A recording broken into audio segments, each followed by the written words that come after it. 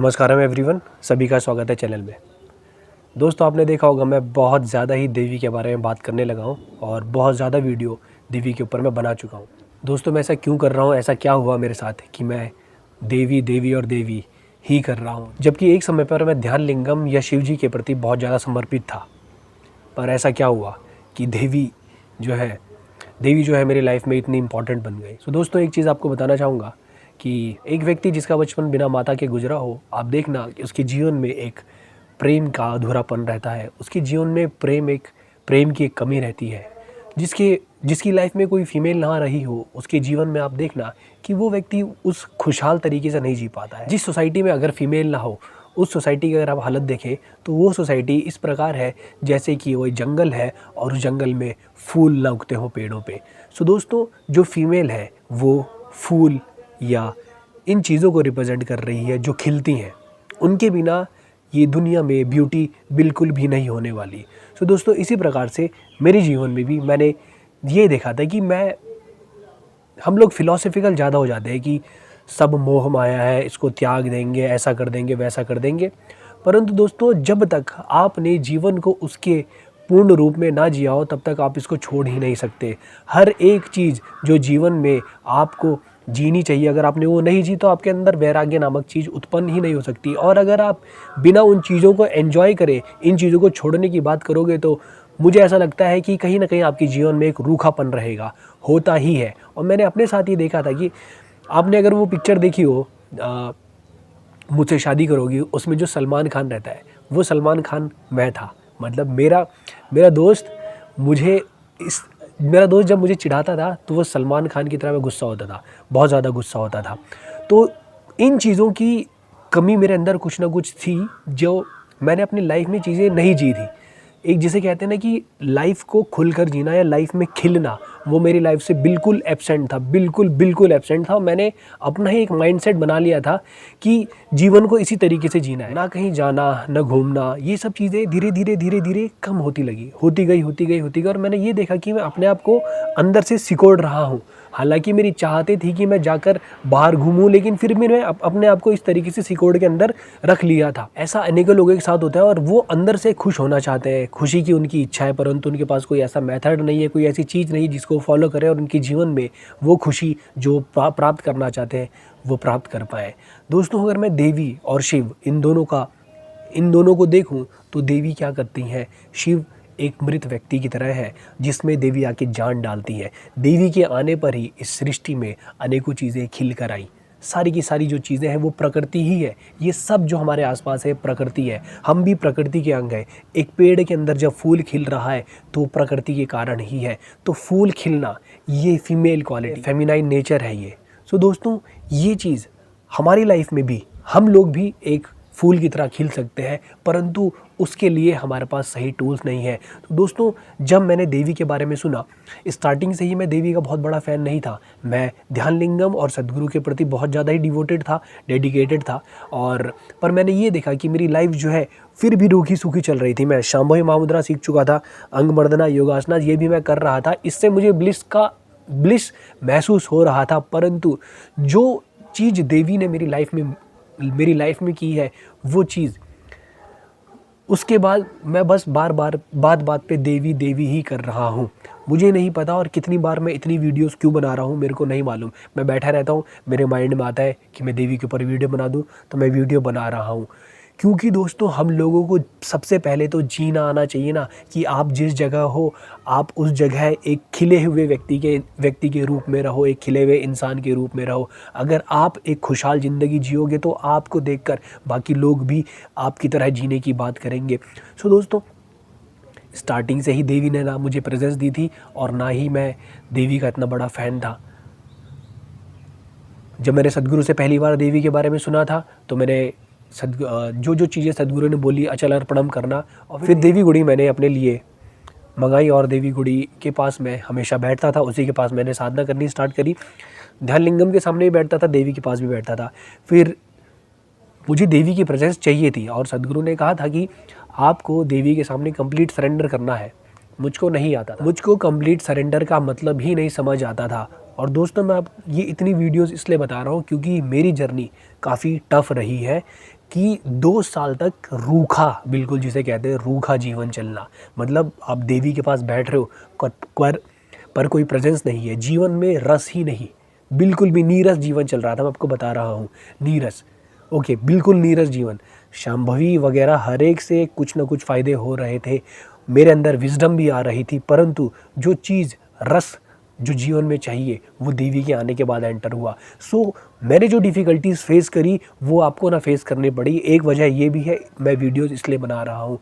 सो दोस्तों, फिर ऐसा हुआ, मैं देवी गुड़ी के पास हमेशा बैठता था और ये मैंने डिटर्मिनेशन थी मेरे अंदर कि अब वहाँ पर बैठना है तो बैठना है। और धीरे धीरे मैं देवी के बारे में और जानता रहा। मेरी काफ़ी लोगों से बात भी, हठ योगा टीचर से बात हुई, सब एक बात कहते थे कि देवी के सामने सरेंडर करना है। बट ये सरेंडर होगा किस तरीके से, कुछ नहीं पता था, कुछ भी नहीं पता था। पर सदगुरु ने एक बात कही थी कि आपको कुछ नहीं करना है, आप देवी के पास जाते रहो। आप देवी के पास जाओगे तो वो आपको एम्प्टी कर देगी, अपने आप सरेंडर हो जाएगा। तो मैं जाता था, मैं हमेशा बैठता था। और ये बात मैं वैसे बहुत कम बोलता हूँ, लेकिन देवी के पास में रात को हमेशा 1-1.5 घंटा बैठता था। ये पागलपन मेरे अंदर आ चुका था। ये पागलपन, बैठने की जो कैपेसिटी है वो मेरी शांभवी महामुद्रा, योगासनास और अंगमर्दना की वजह से आई थी। मैं 2-2, 3-3 घंटे तक भी बैठा हूँ, ओके, 2-2, 3-3 घंटे तक भी बैठा हूँ। जब मुझे देवी ने प्रेजेंस नहीं दी थी तभी भी मैं देवी के पास बैठा रहता था, बिकॉज मेरी योगासनास और अंगमर्दना की वजह से मेरी सीटिंग कैपेसिटी बहुत अच्छी हो चुकी थी। लेकिन जो स्टेट्स मुझे देवी की प्रेजेंस के बाद मिली है वो स्टेट्स उससे पहले नहीं मिलती थी। बट स्टिल मैं वहाँ बैठा रहता था। मुझे लगता था कि जो मैं देवी के पास बैठ पा रहा हूँ यही देवी की शायद प्रेजेंस हो, पर मुझे नहीं पता था कि देवी की प्रेजेंस लिटरली होती क्या है। तो फिर दोस्तों, मेरी इसी बैठने की वजह से, और एक बार मैं ऑलरेडी देवी साधना कर चुका था 2022 में, लेकिन उस समय पे भी जो साधना थी वो मैं थोड़ा उसको मेंटेन नहीं कर पाया था, क्योंकि मैं चाय वगैरह पी लेता था, ठीक है। फिर उसके बाद 2023 में देवी साधना मैंने नहीं करी। क्यों नहीं करी? मुझे पता था कि मैं देवी साधना मेंटेन नहीं कर पाऊंगा, उसके जो रूल्स हैं वो मेंटेन नहीं कर पाऊंगा। उसमें 2 टाइम खाना खाना होता है, और वैसे भी मैं खाना, जो मेरे खाने का रूटीन था वो बहुत ख़राब चलता है, बहुत ही ख़राब, कि कभी खा लिया कभी नहीं खाया। खाना खुद बनाना है तो बहुत सारी सिचुएशंस ऐसी होती है कि खाना छोड़ भी दिया, खाना ढंग से खा ही नहीं रहे। तो ऐसी सिचुएशन में मैंने सोचा कि मैं ये साधना में इनिशिएट ना होने के बजाय मैं ऑलरेडी देवी स्तुति करता था, 6 स्तुति जो भी है, मैं 1-1, 1.5-1.5, 2-2 घंटे हमेशा वहाँ पर बैठ रहा था। तो मैंने ये डिसाइड कर लिया था कि मैं ऐसा तो नहीं करूँगा कि देवी साधना में अलग से इनिशिएट होऊंगा, लेकिन मैं देवी के पास जाके हमेशा जो मेरा रूटीन था वो मैं करूँगा। और फिर धीरे धीरे दोस्तों ऐसा हुआ कि 2023 में जो देवी साधना का समय चल रहा था, उसी समय पर मुझको कुछ एक मीठा मीठा सा एहसास होने लगा। जब मैं देवी के पास बैठता, उस जगह पर जैसे ही मैं जाके बैठता तो मुझे ऐसा लगता है कि मेरे आसपास एक प्यार भरा एनवायरनमेंट क्रिएटेड है। और फिर मैं जैसे ही वहाँ से हटता तो मुझे पता चल जाता कि ये कुछ इसी जगह की वजह से हो रहा है। एक मीठी मीठी सी प्रेजेंस से, एक प्यार भरा बिल्कुल जो माहौल है, वो जो मेरे जीवन में मुझे कमी लगती थी वो मुझे वहाँ जाके फील हुआ। सो जो चीज़ मुझको कमी लगती थी वो मुझे वहाँ पे जाके मिली। और उसके बाद फिर दोस्तों, मैं एक चीज़ और बताना चाहूँगा कि हम सदगुरु हमेशा कहते थे कि देवी को आपको प्रायोरिटी देनी है। मेरे अंदर बताओ क्या था कि मैं साधना मेरी प्रायोरिटी है, देवी बाद में, मतलब साधना ही मेरी प्रायोरिटी है। लेकिन कुछ दिन फिर ऐसा हुआ कि मैं देवी के पास रेगुलरली बैठ रहा था, और ये मेरा रूटीन था। मैं रात को 11 बजे बैठता, क्योंकि 11 देवी का नंबर है, तो दिन में तो मेरे पास टाइम नहीं रहता, तो मैं रात को 11 बजे बैठता था। 11 से जितनी देर भी बैठा जाए, और पागलपन था, मतलब 11 बजे मैंने वहाँ जाके बैठना ही बैठना है, चाहे कुछ भी हो जाए, I will go there and sit. उसके बाद एक दिन कुछ ऐसा हुआ कि मेरे माइंड में ये कन्फ्यूज़न आने लगा कि मैं पहले देवी स्तुति करूं या अपनी साधना करूं, पहले देवी स्तुति करूं या साधना करूं। 1 दिन हुआ, 2 दिन हुआ, 3 दिन हुआ, मेरे माइंड में बहुत ज़्यादा टेंशन होने लगी कि देवी स्तुति पहले करूं या साधना पहले करूं। और अगले दिन जब मैं उठा तो मैंने उस दिन देवी स्तुति पहले करी, और उसके बाद मैंने ये देखा टेंशन मेरे अंदर क्रिएट हो रही थी वो टेंशन ख़त्म हो गई। मतलब देवी ने अपनी जगह अपने आप बना ली, बस सिंपल। वो सदगुरु कहते हैं उनको प्रायोरिटी देना है, लेकिन अगर आप उनके पास रेगुलरली जा रहे हो ना, वो अपने आप कर लेगी जो उनको करना है। क्योंकि वो जो वो कर रही है वो उनके लिए नहीं है, वो हमारे लिए है। हमारे लिए जो सही होगा, हमसे बड़ी एंटिटी जो है, हमसे हायर इंटेलिजेंस जो है, वो हमारे लिए कर जाएगी। मैं नहीं सरेंडर कर पा रहा था, मैं आपको बोल रहा हूँ, लेकिन उन्होंने मेरे से सरेंडर करवा दिया। और ये सरेंडर जो है हमारे भले के लिए ही होता है। अब जीवन में जो चीज़ें, जिन चीज़ की कमी लगती थी, वो धीरे धीरे मेरे जीवन में पूरी होने लगी। मेरे अंदर जो मैं कमियां फ़ील करता था, बाहरी चीज़ों की बात नहीं कर रहा हूँ, बाहरी वस्तुएं कितनी भी मिल जाए, लेकिन अपूर्णता अंदर से ही खाती है, बाहर से कभी भी नहीं खा सकती। अपूर्णता हमेशा अंदर ही है। बाहरी चीज़ भी आपकी अंदर की अपूर्णता को पूरा कर रही है, तो अपूर्णता का कांटा हमेशा अंदर ही होता है। बाहर से कोई भी चीज़ आपको पूर्ण नहीं कर सकती। तो मेरी अपूर्णता जो मुझे लग रही थी, वो देवी ने आकर मेरी अपूर्णता धीरे धीरे ख़त्म करनी स्टार्ट करी। और दोस्तों, एक और चीज़ मैं बताता हूँ, केवल यही नहीं, सद्गुरु कहते हैं कि देवी आपको जो भी काम आप करना चाहते हो उस काम में बहुत मदद करेगी, बहुत मदद करेगी। तो मेरे लिए जो मेरे काम सबसे ज़्यादा मेरे लिए इम्पोर्टेंट है मेरी लाइफ में, मेरी साधना में देवी ने कितना इम्पोर्टेंट रोल प्ले किया। ये उन दिनों की मैं आपको बात बता रहा हूँ, 2023 की स्टार्टिंग की। देवी स्तुति में पहले करता था, और उसके बाद अंग मर्दना, योग आसनास, शांभवी महामुद्रा, भूत शुद्धि सबसे पहले करता था देवी स्तुति के बाद। तो मैंने ये देखा कि अंग मर्दना जो मैं 1 घंटे में कर रहा था, वो 30 से 35 मिनट तक मेरा आ चुका था।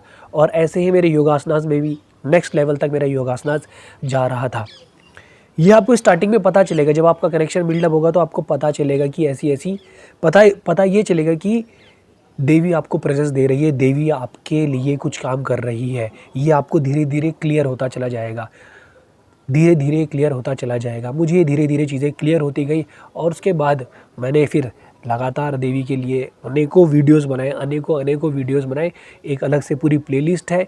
इतनी वीडियोज़ यूट्यूब पे कहीं भी आपको नहीं मिलने वाली है, और जितनी क्लैरिटी के साथ चीज़ें मैंने वीडियोज़ में बताई हैं, उतनी क्लैरिटी के साथ चीज़ें आपको कहीं भी नहीं मिलने वाली है, क्योंकि मैंने बहुत टाइम इन्वेस्ट किया है, बहुत ज़्यादा टाइम इन्वेस्ट किया है। मैं नहीं चाहता जो मुश्किलों से मैं गुजरा हूँ, वो मुश्किलों से आप गुजरे। बहुत सारे लोग मुझे मैसेज करते हैं कि भैया मेरे को देवी की प्रेजेंस नहीं मिल रही है। भाई, मुझे 2 साल लगे। मैं ये नहीं कह रहा हूँ कि आपको भी मेरे जैसी पागलपन दिखाने की ज़रूरत है, पर आप जो गलतियाँ मैंने करी आप वो ना करो। जब आप देवी के पास जाओ तो देवी के पास फुल डिवोटेड होके जाओ। मतलब डिवोशन इतनी आसानी से नहीं आता है। तो जब आप उनके पास जाओगे तो उनके पास आपको कैसे जाना है, मैं आपको, या तो एक छोटा बच्चा या एक छोटे बच्चे की तरह देवी को कंसीडर करो। और छोटे बच्चों को किस तरीके से आप छोटे बच्चे के पास जाओगे, छोटे बच्चे से मिलने जाओगे। मान लो कि एक पिता है, वो अपने बच्चों से बहुत दिनों के बाद मिलने जा रहे हैं, तो जो उत्साह उस पिता के अंदर होगा अपने बच्चों से मिलने के लिए, अपने बच्चों के लिए चॉकलेट लेके जाएगा, या जो भी चीज़ों से वो बच्चा खुश होता होगा, वो चीज़ें वो पिता अपने बच्चों के लिए लेके जाएगा। तो हर दिन आपने उसी तरीके से जाना है। या फिर दूसरा ये है कि सिंपल, अब मैं एक और तरीके से ये आपको बताना चाहूँगा कि एक व्यक्ति जब प्रेम में होता है, तो वो किस प्रकार से अपने प्रेमी या प्रेमिका के लिए पूर्णतः समर्पित होता है। जब वो उससे मिलने जाएगा, अपनी प्रेमिका से मिलने जाएगा, तो उसके लिए फूल लेके जाएगा, उसके लिए चॉकलेट लेके जाएगा। तो ये चीज़ें आपने दिमाग में रखनी है। यही सबसे इसी समय पर जब एक आदमी प्रेम में होता है, तो वह आदमी उस समय पर सबसे ज़्यादा डिवोटेड होता है, समर्पित होता है। तो इसी प्रकार का समर्पण आपने देवी के लिए दिखाना है। उसके बाद आप देखना कि जो प्रेम की वर्षा वहाँ से होगी ना, वो प्रेम की वर्षा कहीं से भी नहीं हो सकती। जो प्रेजेंस वहाँ से मिलती है, वो प्रेजेंस कहीं से भी नहीं मिलती। और दोस्तों, ये प्रेजेंस जब आपको मिलने लगेगी ना, उसके बाद आपको कुछ नहीं चाहिए, कुछ आप बाहरी चीज़ों के पीछे ज़्यादा नहीं भागोगे, और जो चीज़ें आपके लिए सही होंगी, वो चीज़ें धीरे धीरे धीरे आप तक आते ही रहेंगी। मैं आपको बोल रहा हूँ, इस चीज़ को आप बिल्कुल गांठ मार के रख लीजिएगा कि दोस्तों, थोड़ा टाइम लगेगा, पर आप प्रैक्टिस करते रहो, आप देवी स्तुति, देवी साधना करते रहो। और दोस्तों, देवी से जुड़ने के लिए सबसे कंड्यूसिव टाइम जो होता है, वो भैरवी साधना का होता है। उस साधना में जब आप इनिशिएट होगे, जब वो साधना आप करोगे, तो वो साधना के समय पर देवी बहुत ही ज़्यादा अवेलेबल होती है, बहुत ही ज़्यादा। तो आप वो साधना को अवश्य करिएगा। तब आप देखना, आप मेरी वीडियो के नीचे आके खुद ही कमेंट करोगे कि भैरवी साधना के बाद आपकी लाइफ में किस तरीके से बदलाव हुए हैं। कुछ और भी चीज़ें मैं आपको बताना चाहूँगा देवी से जुड़ी हुई। दोस्तों, जब मैं भैरवी देवी स्तुति या देवी आरती ये कुछ भी करता हूँ, तो मैंने ये देखा है कि देवी से जुड़ी हुई कोई भी चीज़ अगर आप करोगे, तो जो आपका मणिपुर चक्र है, नाभि के आसपास, आपको कुछ सेंसेशन महसूस होंगी। तो और सेंसेशन नाभि के आसपास भी सेंसेशन महसूस होंगी, और जो आपका हार्ट यहाँ पर है इस जगह पर भी, जिसको लोग अनाहत चक्र बोलते हैं, वहाँ पर भी चीज़ें आपको महसूस होने लगेगी, और मूलाधार में भी आपको चीज़ें महसूस होने लगेगी। तो जो नीचे वाले पार्ट है, नीचे वाले जो हमारे एनर्जी सेंटर्स हैं, यहाँ पर आपको चीज़ें महसूस हो सकती हैं। तो इसका मतलब ये है कि आप बिल्कुल सही डायरेक्शन में जा रहे हो और आपके लिए चीज़ें काम कर रही हैं, आपके लिए चीज़ें काम कर रही हैं। और जब आप देवी साधना करते हो या देवी स्तुति करते हो तो हो सकता है कि आप इसी तरीके से घूमो, ऐसे करके घूमो, या सर ऐसे ऐसे करके हो, या ऐसे ऐसे हो। तो ये सब चीज़ें नॉर्मल है, नींद भी आती है, सब चीज़ें नॉर्मल है। जब आदमी ध्यान की अवस्थाओं को प्राप्त करने जाता है तो ये स्टार्टिंग के फेज़ होते हैं कि आप स्टार्टिंग में हमें नींद जैसा महसूस होगा। एक्चुअली जो ध्यान की अवस्था है वो ध्यान की अवस्था नींद से परे की अवस्था है। तो जितना मैं आप तक इसको समझ पाया हूँ, ये मैंने कहीं लिखा हुआ नहीं पढ़ा है, पर जितना मैं इसको समझ पाया हूँ, तो जो नींद है ना, नींद ध्यान, नींद से उस तरफ है ध्यान, ठीक है। तो मुझे ऐसा लगता है कि जब हम ध्यान प्रैक्टिस करने लगते हैं तो उस समय पर हमें थोड़ी थोड़ी नींद आने लगती है। तो आपको देवी स्तुति करते हुए या कुछ और भी ध्यान में बैठे हुए नींद आने लगे तो आप समझ जाना कि आप सही डायरेक्शन में जा रहे हो, और आपको अब थोड़ा सा और अवेयरनेस बढ़ानी है। इस चीज़ को याद रखना, बस इस चीज़ को आप ध्यान रखोगे तो आपको थोड़ा फ़ायदा मिलेगा। सो दोस्तों, और भी बहुत सारी चीज़ें हैं मुझे जो देवी से रिलेटेड आपको बता, बट मैं जाते जाते आपसे एक ही बात कहूँगा दोस्तों, कि देवी से अगर जुड़ना है तो आपके मन में डिवोशन होना चाहिए, अपने से ऊपर देवी को रखना है। आप खाना खाने जा रहे हो, खाना खाने आप बैठे हो, तो आपसे पहले आप देवी को भोग लगाओगे, चाहे अपनी थाली में ही देवी को भोग लगाओ। अगर आप एक ऐसी अवस्थाओं में हो, अगर आप एक ऐसी अवस्था में हो कि आप देवी के लिए भी भोग लगा सकते हो अलग से, तो जहाँ पर उनकी फ़ोटो आपने रखी हो, जहाँ पर उनके लिए स्थान आपने दिया हो, उस जगह पर आप जाकर देवी को भोग लगा सकते हैं, और वो भोग आप खुद खा सकते हैं, वो प्रसाद ही है, ठीक है। अगर आपकी भक्ति बड़े ऊंचे स्तर की होगी तो क्या पता देवी आपके द्वारा दिया गया जो खाना है उसे खा भी ले। जिस प्रकार श्री रामकृष्ण परमहंस के द्वारा काली माता खाना खाती थी, क्या पता आपके द्वारा भी काली माता खाना खाए। अब ये मत समझना कि लिंग भैरवी देवी और काली माता अलग है, या दुर्गा माता अलग है, या लक्ष्मी माता अलग है, या महासरस्वती अलग है। लिंग भैरवी देवी सारी देवियों का फॉर्म है, एक ही देवी है, एक ही आदि शक्ति है, उसके अलग अलग मैनिफेस्टेशन है। इस चीज़ को ध्यान रखना, अपने दिमाग में कभी भी ये डाउट मत आने देना। मैं आपको इस बात की 100% गारंटी दे रहा हूँ, 100% गारंटी दे रहा हूँ कि इन तीनों में कोई भी भेद नहीं है। लिंग भैरवी देवी ही सारी देवियाँ हैं। इस चीज़ को समझना, आप किसी भी देवी की पूजा कर लो, वो देवी ही आदिशक्ति का फॉर्म है। लेकिन लिंग भैरवी देवी बहुत ही जल्दी रिस्पॉन्ड करती है, इसीलिए इसी प्रकार से सदगुरु ने उनकी प्राण प्रतिष्ठा करी है, और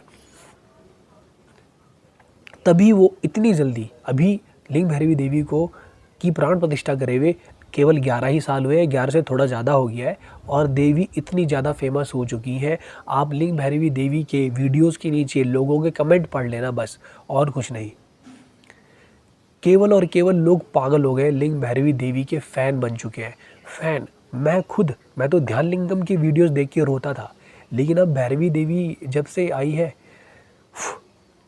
gone bro, everything is gone. मेरे पास ध्यान लिंगम यंत्र भी है, बट मैं वहाँ से उठ ही नहीं पाता हूँ, देवी के पास ही बैठा रहता हूँ। सो दोस्तों, इस जीवन में जो हमारे जीवन में जो हमें चीज़ें खिला सकती है वो शक्ति ही है, शक्ति ही है। चाहे देवी हो, फिर चाहे जब आप शांभवी महामुद्रा करते हो तो शांभवी भी फीमेल है, शक्ति चलन क्रिया ये भी फीमेल है। सारी क्रियाएं आपकी ऊर्जा को ही राइज करती हैं। तो सब कुछ ये देवी की ही फॉर्म है, देवी की जो एनर्जीज़ हैं उनको ही हमने राइज करना है अपने अंदर। तो इसीलिए देवी स्तुति है और बाकी क्रियाएं जो हम कर रहे हैं, तो इनको पूरे डिवोशन के साथ जब आप करोगे तो ये खिल के आएंगी। इनको पूरी जितने प्यार से आप ये चीज़ें करोगे ना, इतना ज़्यादा खिल के आएंगी। तो पूरा डिवोशन स्टार्टिंग में नहीं आएगा।